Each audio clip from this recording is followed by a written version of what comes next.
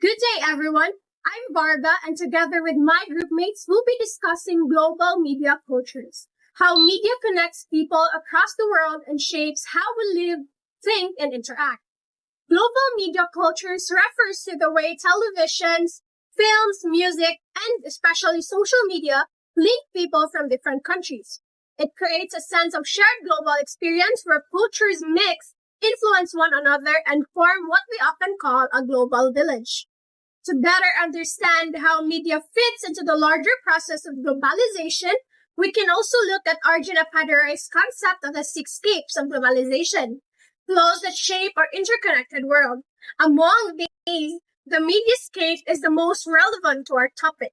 It refers to the global distribution of media content such as news, movies, TV shows, and online platforms which provide images and narratives that people everywhere consume and interpret differently.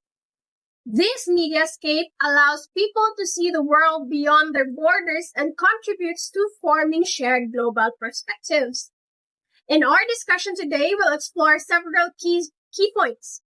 The history and stages of global media and culture, how media drives global integration, the relationship between local and global culture, the role of media in globalization, the pros and cons of media globalization, and whether media globalization can be seen as a form of cultural imperialism.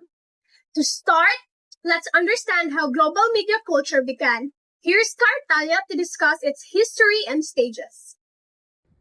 Thank you, Varga. I'm Cartalia, and I'll be discussing the history and stages of global media and culture. Global media culture has evolved through several major stages. The first stage was the print evolution in the 15th century, marked by Johannes Gutenberg's invention of the printing press. This made books and newspapers widely available, allowing information and ideas to spread beyond local communities, an early step toward globalization. The second stage came in 20th century with the rise of broadcast media, radio and television. For the first time, people of the world could experience global events as they happened. For instance, millions watched the 1969 moon landing on TV, symbolizing the start of a truly connected world. The third stage is the digital revolution, driven by the internet and social media. Platforms like YouTube, Facebook, and TikTok have made it possible to share culture instantly and globally. These stages show how media evolved from local communication to global connectivity, shaping how we share stories, ideas, and identities. Now that we've seen how global media develops, let's hear from Kano, who will explain how various media drive global integration. Thank you, Cartalia. I'm Kano, and I'll discuss how various forms of media drives global integration. Global integration means connecting countries socially, economically, and culturally, and media is the heart of this process. Television and films promote cultural sharing.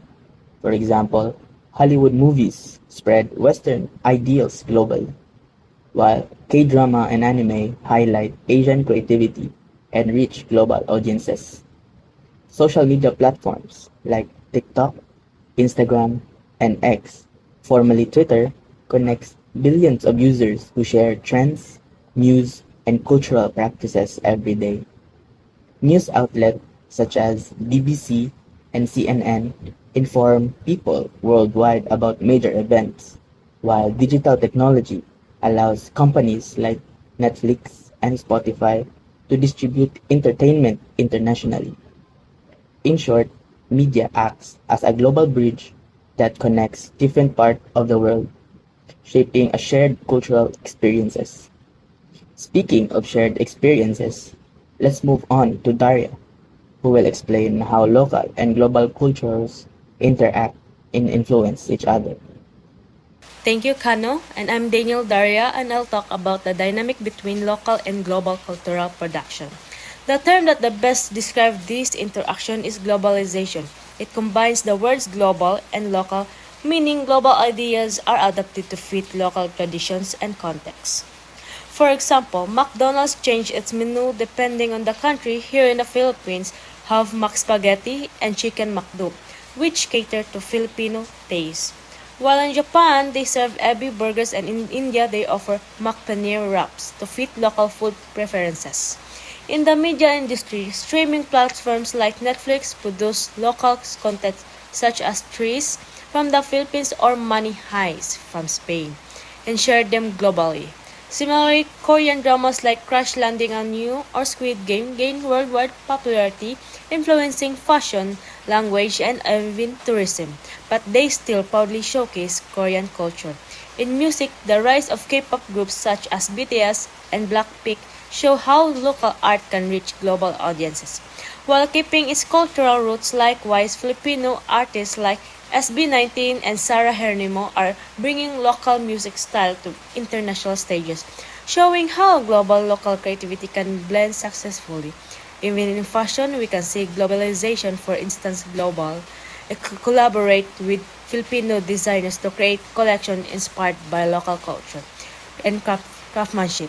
All these examples show a two-way relationship. Global influence shape local media, food, and culture, while local creativity also contributes to global culture. It's not just the world influencing us, we also influence the world. Now that we understand this dynamic, let's move to Ambayon, who will explain the vital role of media globalization. Thank you, Daria. I'm Ambayon, and I'll explain the role of media in globalization. Media plays a key role in connecting people on countries. It's the driving force of globalization. Through media, we gain access to information, education, and entertainment from all over the world. For instance, global news channels like CNN and AI Zera keep us informed about international affairs. Media also promotes cultural understanding. We get to experience different traditions, language, and lifestyle through movies, blogs, and music from other countries.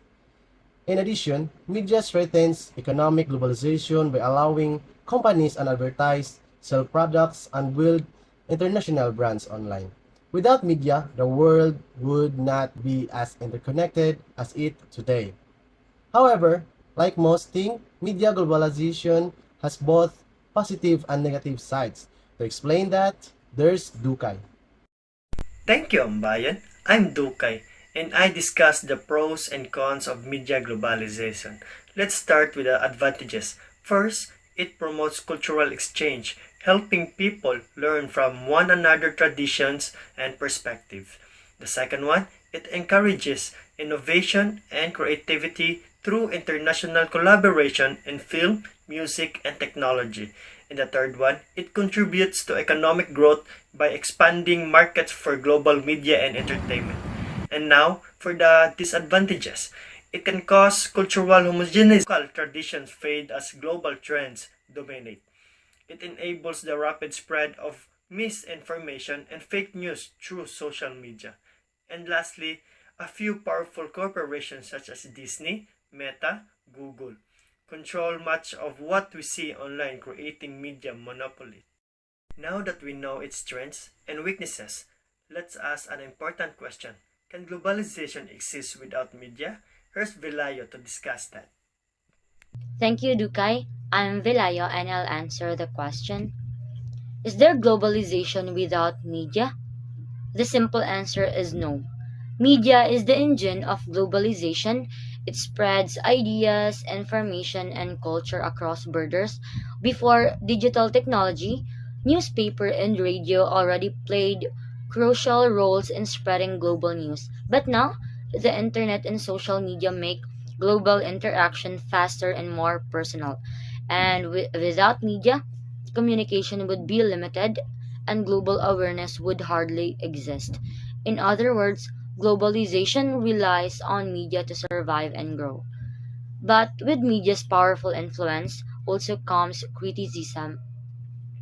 So let's hear from Kadungog who will tackle the issue of media, globalization, and cultural imperialism. Thank you, Velayu. I am Kadung and I'll talk about media globalization as a form of cultural imperialism. So, cultural imperialism happens when one culture usually the dominant one, imposes its values and norms on others. For instance, Western media, especially Hollywood films and American pop music, often promote Western lifestyle and beauty standard. This influence can sometimes overshadow local cultures and traditions. However, globalization can also empower a smaller nation to share their culture globally. A good example is K-pop and anime, which showcase Korean and Japanese creativity and are now enjoyed worldwide. So, media globalization can spread Western influence. It can also promote cultural diversity if used responsibly. To wrap up our discussion, let's now hear the conclusion from Larawan. Thank you, Kadung. I'm Kadit Larawan, and I conclude our presentation on global media cultures. Throughout history, media has played a crucial role in connecting the world, from the invention of the printing press to the rise of the internet and digital technologies. Each development in media has brought humanity closer together, transforming how people communicate and exchange ideas. Today, with just one click, we can share information across continents, engage in real-time conversations, and access knowledge that was once limited to a few. This evolution of media reflects not only technological advancement, but also our growing desire to understand one another in increasingly interconnected world. However, global media also brings both opportunities and challenges. On one hand, it allows us to discover diverse cultures, beliefs, and lifestyles that broaden our worldview. We can celebrate cultural differences, learn new language, and appreciate global creativity through films, music, and art. On the other hand, if not used so truthfully, it can blur local tradition and weaken cultural identity as global trends dominate the online space. This reminds us of the importance of balance, embracing global influence while preserving our own cultural heritage. As future global citizens, it is our responsibility to use media wisely and critically. We should not only consume content for entertainment, but also use it as platform to promote truth, understanding, and respect among cultures. By practicing digital literacy, verifying information, and sharing content that uplifts rather than divides, we contribute to a more informed, empathetic global community.